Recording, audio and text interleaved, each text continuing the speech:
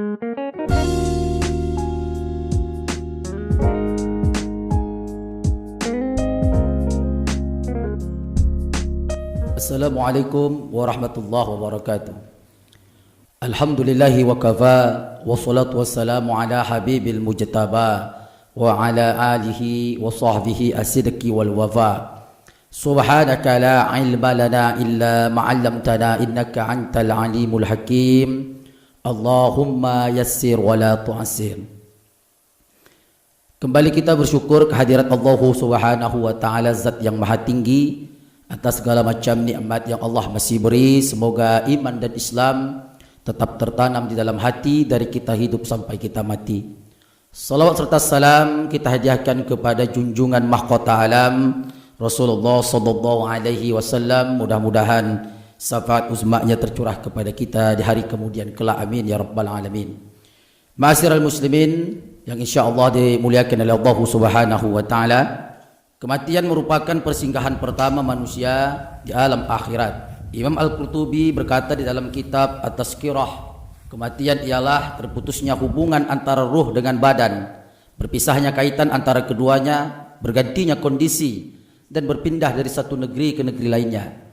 Yang dimaksud dengan kematian dalam pembahasan berikut ini yang insyaallah akan saya sampaikan ialah al-maut al-kubra, sedangkan al-maut as-sughra sebagaimana dimaksud oleh para ulama ialah tidur. Allah Subhanahu wa taala berfirman, a'udzubillahi minasyaitonir rajim. Allahu yatawaffal anfusa hina mautiha wallati lam tamut fi manamiha fayumsiku allati qada 'alaiha al-maut wa bursilul ukhra ila ajalin musamma. Inna fi dzalika laayatin liqaumin yatafakkarun. Allah Subhanahu wa taala memegang jiwa orang ketika matinya dan memegang jiwa orang yang belum mati di waktu tidurnya. Maka ia tahan jiwa yang telah ia tetapkan kematiannya dan ia lepaskan jiwa yang lain sampai waktu yang ia tetapkan. Sesungguhnya pada demikian itu terdapat tanda-tanda kekuasaan Allah bagi kaum yang berfikir.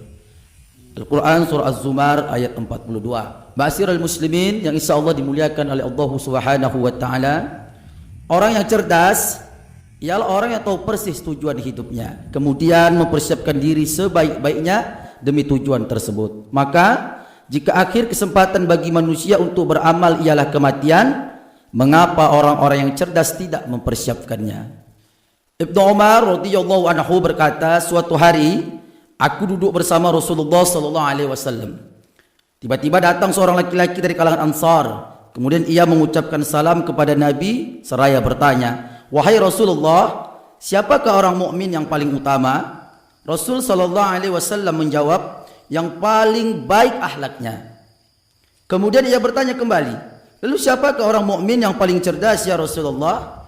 Beliau sallallahu alaihi wasallam menjawab, "Yang paling banyak mengingat kematian, kemudian yang paling baik dalam mempersiapkan kematian tersebut, itulah orang yang paling cerdas."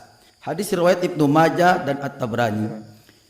Dari Abu Hurairah, beliau sallallahu alaihi wasallam berkata, "Perbanyaklah mengingat pemutus segala kelezatan, yaitu kematian." Hadis riwayat At-Tirmizi. Syekh Salim bin Id Al-Hilali menjelaskan perihal hadis di atas, dianjurkan bagi setiap muslim, baik yang sehat maupun yang sedang sakit, untuk mengingat kematian dengan hati dan lisannya, kemudian memperbanyak hal tersebut, kerana zikrul maut atau mengingat kematian dapat menghalangi dari perbuatan maksiat dan mendorong kita untuk berbuat ketaatan.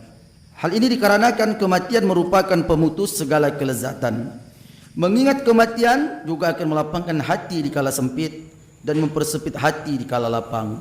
Oleh kerana itu dianjurkan untuk kita senantiasa dan terus-menerus mengingat kematian. Ma'asyiral muslimin yang insyaallah dimuliakan oleh Allah Subhanahu wa taala, sesungguhnya kematian ialah hak, pasti terjadi, tak dapat disangkal. Allah Subhanahu wa taala berfirman yang artinya, "Dan datanglah sakaratul maut yang sebenar-benarnya. Itulah yang kamu selalu lari daripadanya." Al-Quran surah Al-Qaf ayat ke-19.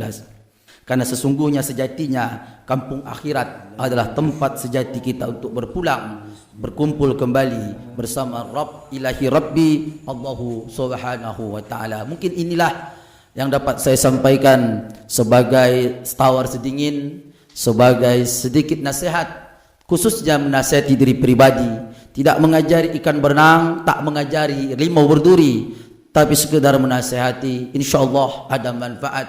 Kebenaran hak mutlak milik Allah Subhanahu wa taala. Salah dan hilaf dari pribadi saya, Wanda Pratama Sahri.